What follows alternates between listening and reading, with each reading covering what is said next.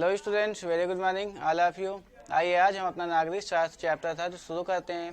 अभी तक जो बच्चे चैनल को सब्सक्राइब नहीं किए सब्सक्राइब कर लीजिए, जिससे कि हर वीडियोस का नोटिफिकेशन मिलता रहे।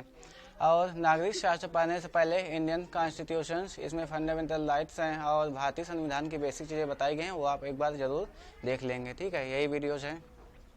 चैप्टर 4 क्या है अपना, जाति धर्म और लैंगिक मसले। इसका क्या मतलब हुआ कि भाई जातियों के आधार पर जो हमारा विभाजन हुआ, धर्म के आधार पर विभाजन हुआ और महिला और पुरुष के आधार पर जो विभाजन हुआ वो क्या कहलाएगा, लैंगिक मसले कहलाएगा। आइए इसके बारे में जानते हैं। जैसा कि पहला टॉपिक दिया हुआ है, लैंगिक मसले और राजनीति।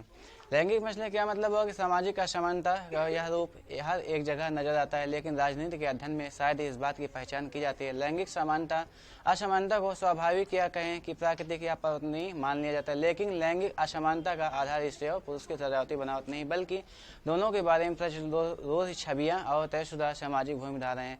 क्या करें, एक लड़की या लड़का होना ये जो है उनके गुणों पर आश्रित करता है, लेकिन क्या है कि यहाँ पे हमको विभाजन नहीं करना चाहिए। दोनों का कहने का मतलब कि अंतर नहीं लाना चाहिए, चाहे वो राजनीति के क्षेत्र में हो चाहे वो सामाजिक कार्य के क्षेत्र में हो। उसके बाद कह रहा है महिलाओं का राजनीतिक प्रतिनिधित्व। औरतों की भलाई या उनके पास समान व्यवहार वाले मुद्दों पर पर्याप्त ध्यान नहीं दिया जाता है। इसी के चलते विभिन्न नारीवादी समूह और महिला आंदोलन यह निष्कर्ष पर पहुँचते हैं कि जब तक औरतों को असत्ता का नियंत्रण नहीं होगा तब तक वह इस समस्या का निपटारा नहीं हो सकता है। इस लक्ष्य को हासिल करने का यह तरीका यह है कि जनता द्वारा चुने हुए प्रतिनिधियों में महिलाओं की भी हिस्सेदारी बढ़ाई जाए। क्या कह रहा है कि जैसा कि राजनीति में महिलाओं को स्थान नहीं दिया जाता, तो अगर सही तरीके से अपने देश को चलाना है, समाज को चलाना है, तो क्या करना होगा कि राजनीति में भी महिलाओं को ले आना होगा। तो उसके बाद कह रहा है धर्म सांप्रदायिकता और राजनीति एक अलग किस्म का सामाजिक विभाजन है, धार्मिक अंतरों पर आधारित विभाजन। क्या कह रहा है, जैसे कि हमारे देश में कई धर्म के लोग रहते हैं, जैसे कि हिंदू धर्म है, मुस्लिम धर्म है और ईसाई धर्म है और इस्लाम धर्म है। तो कहने का मतलब कि हमको धर्म के आधार पर विभाजन नहीं करना या उनमें मतभेद नहीं ले आना, यही क्या कहलाएगा। उसके बाद कह रहा है गांधी जी का कहते थे कि धर्म को कभी भी राजनीति से अलग नहीं किया जा सकता। धर्म से उनका मतलब हिंदू या इस्लाम जैसे धर्म से न होकर नैतिक मूल्यों से भी था, जो सभी धर्मों से जुड़े हुए हैं।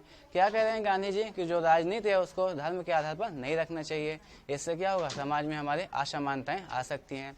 दूसरा पॉइंट क्या कहते हैं कि हमारे देश के मानवाधिकार समूहों का कहना है कि देश में सांप्रदायिक दंगों से मरने वाले ज़्यादातर लोग अल्पसंख्यक समुदायों के हैं। उनकी मांग है कि सरकार अल्पसंख्यकों की रक्षा के लिए विशेष कदम उठाए। क्या कह रहा है यहाँ पे कि धर्म के आधार पर अल्पसंख्यकों को विभाजित कर दिया जाता है, जिससे कि हमारा क्या मतभेद उत्पन्न हो जाता है। फिर कह रहा है महिला आंदोलनों का कहना है कि सभी धर्मों में वरिष्ठ पारिवारिक कानून महिलाओं से भेदभाव करते हैं। क्या कह रहे हैं कि भेदभाव नहीं करना चाहिए। फिर क्या आ रहा है अपना सांप्रदायिकता। समस्या तब शुरू होती है जब धर्म को राष्ट्र का आधार मान लिया जाता है। क्या कह रहा है, जो हमारा धार्मिक विभाजन है या जो सांप्रदायिकता पैदा होती है, अगर धर्म को राष्ट्र का आधार मान लिया जाए तो उस राष्ट्र का विकास होने वाला नहीं है। नेक्स्ट है धर्मनिरपेक्ष शासन। धर्मनिरपेक्ष शासन का क्या मतलब हुआ कि जैसे कि हमारे यहाँ लोकतांत्रिक भारतीय संविधान है, तो यहाँ पे सभी धर्मों को बराबर वरीयता दी जाती है। जैसे कि चाहे वो हिंदू धर्म हो, चाहे मुस्लिम धर्म हो, चाहे ईसाई धर्म हो, चाहे अल्पसंख्यक हो, सभी को बराबर की प्रभुत्ता दी जाती है। और उसके बाद हमारा जो लोकतंत्र है वो कैसा लोकतंत्र है, धर्मनिरपेक्ष लोकतंत्र है। कहने का मतलब किसी प्रकार के धर्म से संबंधित बातें नहीं है, कोई भी व्यक्ति चाहे जो भी धर्म अपना ले, किसी प्रकार कोई बाध्य या नहीं है। संविधान अगला पॉइंट क्या बता रहा है इसमें कि संविधान सभी नागरिकों और समुदायों का भी किसी भी धर्म का पालन करने और प्रचार करने की आज़ादी देता है। अभी मैंने क्या बताया कि जो है क्या है यहाँ पे कि धर्म के आधार पर किसी प्रकार का भेदभाव नहीं किया जाएगा। ठीक है, उसके बाद है जाति और राजनीति। हमने राजनीति में सामाजिक विभाजन की दो अभिव्यक्तियाँ देखी, इनमें से मोटे तौर पर सकारात्मक या लाभदायक हैं, जो तो दूसरी नकारात्मक या नुकसानदेह हैं। ठीक है, उसके बाद कह रहा है जातिगत असमानताएं, फिर अपना वर्ग व्यवस्था। उसके बाद आइए इसके क्वेश्चन आंसर पे चल रहे हैं। क्वेश्चन आंसर क्या कह रहा है कि जीवन के उन विभिन्न पहलुओं का जिक्र करें जिनमें भारत में स्त्रियों के साथ भेदभाव होता है या वे कमजोर स्थिति में होती हैं। स्वतंत्रता के बाद हमारे देश में महिलाओं की स्थिति व्यापक सुधार हुआ है, लेकिन वे पुरुषों की तुलना में अभी भी बहुत पीछे हैं। क्या कह रहा है कि महिलाओं की स्थिति में सुधार हुआ, लेकिन क्या है कि अभी वो जो है क्या है, राजनीति के क्षेत्र में बहुत पीछे हैं। आगे क्या कह रहा है पहला पॉइंट में, भारत के अनेक हिस्सों में अभी भी लड़कियों को जन्म लेते हुए ही मार दिया जाता है अधिकांश परिवार लड़की की चाह कर रखते हैं। इस कारण लिंग अनुपात गिरकर प्रति 1000 लड़कों पर 943 रह गया है। दूसरा पॉइंट क्या कहता है कि भारत में सार्वजनिक जीवन में खासकर राजनीति में महिलाओं की भूमिका नगण्य ही है। अभी भी महिलाओं को घर से ही चार दीवारी में रखा जाता है। नेक्स्ट पॉइंट क्या कह रहा है कि महिलाओं में साक्षरता की दर अब भी मात्र 65.46% है। कहने का मतलब कि जो अभी साक्षरता हमारी वो 65% है, और जबकि पुरुषों की साक्षरता हमारी कितना है 82% है। फिर कह रहा है कि साक्षरता कम होने के कारण ऊंची तनख्वाह वाले ऊंचे पदों पर पहुंचने वाली महिलाओं की संख्या बहुत ही कम होती है।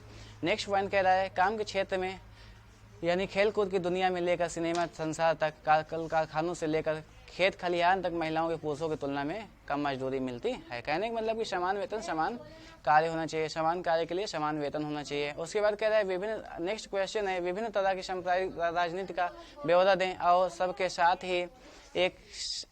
साथ एक उदाहरण भी दीजिए। यद्यपि भारत एक धर्मनिरपेक्ष राज्य और धर्म के आधार पर संविधान किसी प्रकार का भेदभाव नहीं करता, फिर भी सांप्रदायिक राजनीति में अनेक रूप धारण किए हुए यह बात पर निम्नलिखित विवरण से स्पष्ट होता है। कह रहा है कि सांप्रदायिक आधार पर राजनीतिक दलों द्वारा धर्म और राजनीति का मिश्रण किया जाता है। राजनीतिक दलों द्वारा अधिक वोट प्राप्त करने के लिए लोगों की धार्मिक भावनाओं को भड़काया जाता है। क्या कह रहा है कि जैसे कि हमारे राजनीतिक दल क्या करते हैं, धर्म के आधार पर वोट मांगने लगते हैं या फिर सांप्रदायिक दंगे फैलाते हैं, ये सब क्या है, धर्म के आधार पर विभाजन है। नेक्स्ट क्वेश्चन क्या कह रहा है, दो कारण बताइए क्योंकि सिर्फ जाति के आधार पर भारत में चुनावी नतीजे तय नहीं हो सकते। कोई आंसर्स लगे हुए हैं, आप इसको जो है एक बार पढ़ लेंगे, आ जाएगा समझ में, क्योंकि मैंने थ्योरी में इसमें पढ़ा दिया है। नेक्स्ट क्वेश्चन है भारत में विधायिकाओं में महिलाओं के प्रतिनिधित्व की स्थिति क्या है, इसका भी आंसर्स दिया हुआ है।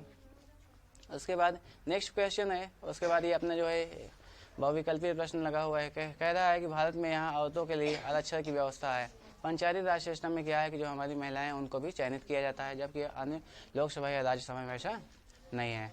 नेक्स्ट क्वेश्चन है, इसमें क्या करें, सांप्रदायिक दंगों के अर्थ संबंधी निम्नलिखित कथनों पर गौर करें और सांप्रदायिक राजनीति इस धारा पर आधारित है कि इसमें क्या आंसर हो जाएगा कि जो ए और आ और सा नंबर दिया वो क्या है अपना सही है कि एक धर्म दूसरे से श्रेष्ठ होते हैं। उसके बाद कह रहा है कि एक धर्म के अनुयायी एक समुदाय बनाते हैं।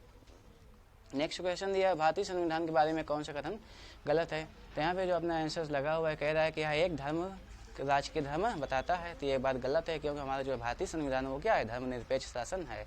नेक्स्ट क्वेश्चन है कि देश के आधार पर आधारित सामाजिक जीवन सिर्फ भारत में ही नहीं, जातिवाद पर आधारित सामाजिक जीवन सिर्फ भारत में, ये बात सही है क्योंकि अन्य कंट्री में हमारे ऐसा नहीं है। बस आज तक के लिए इतना ही, thank you, bye bye. Next video next day होगा तो उसमें नेक्स्ट चैप्टर कंप्लीट किया जाएगा। Thank you, bye bye.